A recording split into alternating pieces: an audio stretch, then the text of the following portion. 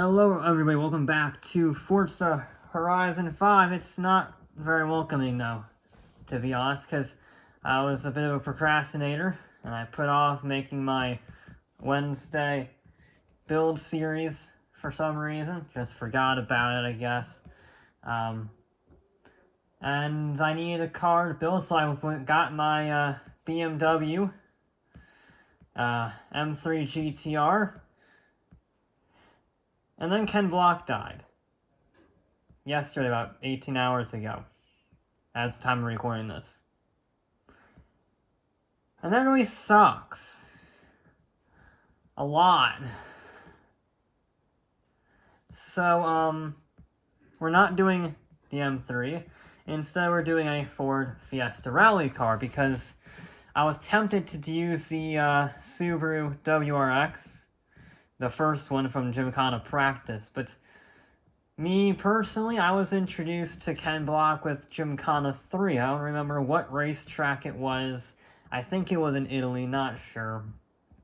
And what I do remember is him drifting up the banking of an oval track and doing a spin dryer of death in the little box. It's an all-time great video. I know a lot of people were introduced to him in Gymkhana 5, which makes sense. That's still one of the greatest automotive videos in the history of YouTube. But for me, Gymkhana 3 will always hold that special place in my heart. Which is why I'm using this specific Fiesta. It's not the exact one, but it's got the paint job, and it's a Rallycross car, so it's close enough, okay? We have no PI to play with whatsoever. We'll get a little bit more with the snow tires, but it's not a lot. The Pro... Oh, yes. The Pro is that we do have, well, a rally car to begin with. And that's pretty great. That's a really good starting point. Everything is race spec. Everything is race spec, pretty much. We are going to go for an engine swap, because I know the Turbo Rally engine gets more horsepower than the normal Fiesta engine. Otherwise, it would be done. So, there we go. That's it. It's the quickest build. It's also the lowest PI build you've ever had. Only 868, which is above our 850 threshold. To be honest, this is more in line with the Rallycross builds than the snow builds. But we shall see. I have my doubts, considering the PI is so low, we have such little horsepower, and we don't have any other things that we can do, so it's not a great power-to-weight ratio. But you know what? I'm going to try my best. Do it for Ken. Okay, one modification I did do off-screen, when I was thinking with the gear ratios, I put the 7-speed in, because with the 6-speed it tops at 150 with tuning. So it has a 7-speed now, as you can see. Other than that, I'm hoping that's where the PI went, or lack thereof. You know, the lack of top speed might be bringing the PI down. It is. Well, I don't know if it's bringing it down 32 points or whatever it was, but only one way to find out. I'm hoping for much acceleration and much handling on the bumps, much grip. That's what I'm hoping for. Let's see if I'm hoping this is like the Miura from the first builds and the Baja builds, where it was way down on PI, but also really good, because PI doesn't always matter. Especially when you have like 1700 horsepower cars like you do these days, a lot of that PI can be taken up by, you know, top speed, and well, we never hit top speed on here, so that's kind of useless, isn't it? So here's hoping I don't disappoint Kenny from the block. And straight away, this car is phenomenal handling. Ironically, given that it was in a Gymkhana video, it really doesn't want to slide about. This thing is so grippy with the snow tires on the snow, it's not even funny. It's like drag tires on the old version of BeamNG. Even on the dirt, it just grips. It's so good to drive. I'm going flat out to that corner. Me likey, me likey, me likey, me likey. Oh, me stuffed it in the wall. Me stuffed it in the wall. Very dumb. I got greedy. Can it make it? No. Okay. I got greedy.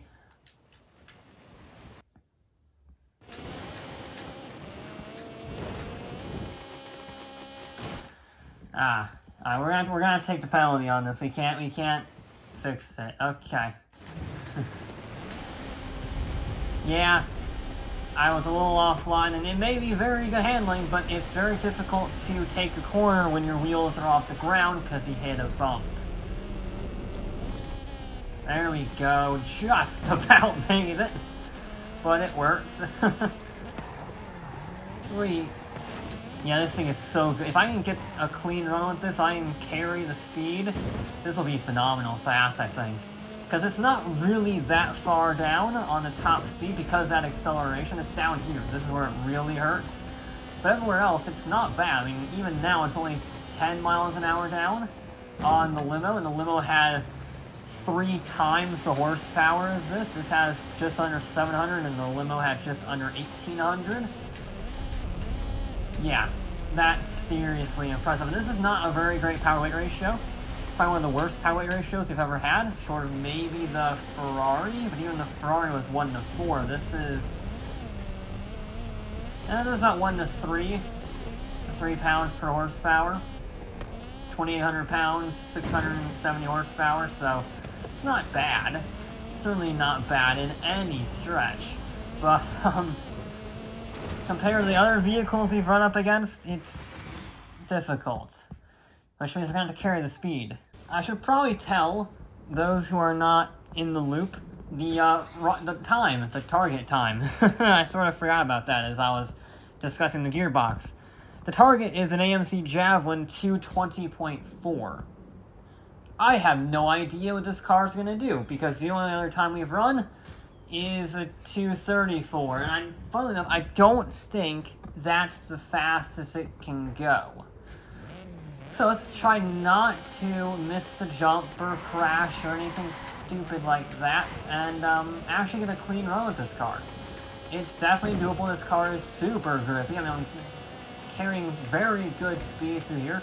I don't even need to hit the brakes. I can just chuck it in, and it does the job for me. That's when you know a car is seriously grippy. A little bit of a dab on the brakes there, just in case. That is so nice. I love how this car handles.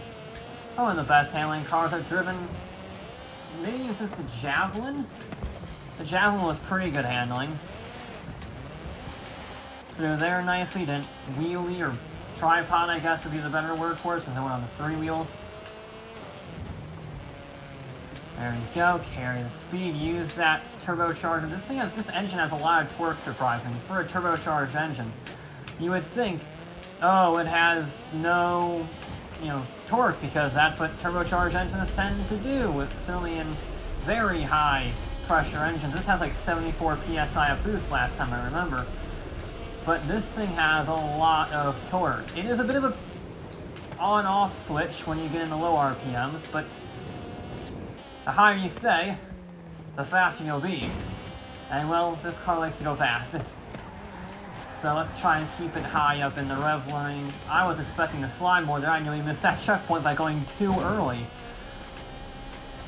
You don't see that very often in that corner. Actually, nearly missing the inside of the checkpoint because you turn in too well. Normally you run wide because of the bumps, but not in this case. Not in the case of the Fiesta. This is such... I'm underdriving this car. Whoa. This is just stupid. Brakes are good, handling is amazing, acceleration is consistent with the other vehicles, not as fast as some, but everything else, it's so good to drive. Let's see what his time is. This is actually a pretty clean lap. Nice and safe, no major mistakes. Oh my god! It beat the AMC, it beat the Javelin. Beat it by like 0.6 of a second. That is the power of grip. That is the power of handling. I know I can go faster than that. Not by much, it was a pretty good run, I will admit. But I know I can go faster. This is already the fastest car I've ever run.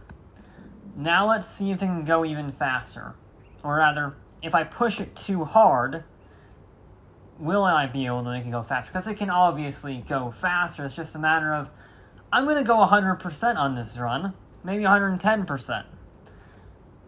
And whether or not it crashes because I'm an idiot or I hit a bump wrong or something like that, that remains to be seen. But let's see if we can get even better lap time. The thing is, this car has just so much grip. It turns in, it doesn't slide about, it's nice and composed. The acceleration is on par. It's a few miles an hour slower. I won't say it's the fastest accelerating car by any stretch.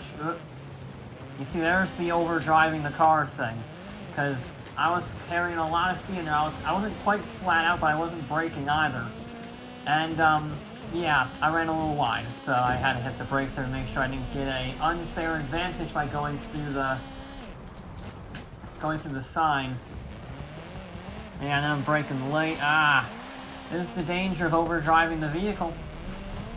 That's the danger of it, because those mistakes add up. Even if I get a perfect run, we'll see if it's enough. But I'm trying to carry as much speed as I bloody dare, because you know what do I have to lose? I'm already at the top of the world. Might as well just see how far you can push that goalpost. The AMC moved it by like 3 seconds. This obviously isn't going to do that, but it should be pretty good nonetheless. Carrying mega speed through there, mega speed on the exit as well. Now be brave through here, on the ice a little bit, keep it clean. So close, but we made it. I hate that braking zone, It's a nasty one, that's why I built it, but wow, is that difficult to get right. You know, you can be careful there. That was a good middle sector. The first sector was a little sketched, a little off, but that middle sector was absolutely flying, I think. And that could be a false pretense. You could think you're doing really well, but actually you're not doing really well because you're, again, overdriving the vehicle. A little later on the brakes there. Come on, just a little more to go.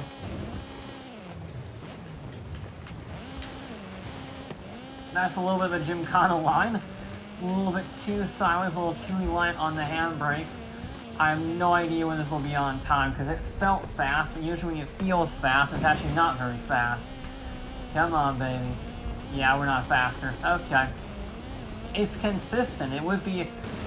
A 2:21 would be the second fastest time we've ever had.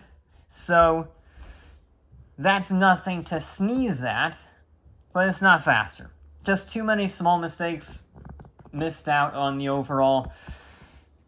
There's a little more time to be made from it, but that second run was like a 90% run. It's difficult to get more than that, so I'm happy with it, and I'm very, very happy with it because Ken Block's car is at the top of the leaderboard. Yes! I would have been really sad, to be honest. I would have been even more sad if the car that I built with his paint job on it, shortly after, as like a tribute to him, was last, behind a Ferrari. That would be embarrassing, and I'd be really sad. I'm so glad it was the other way, though.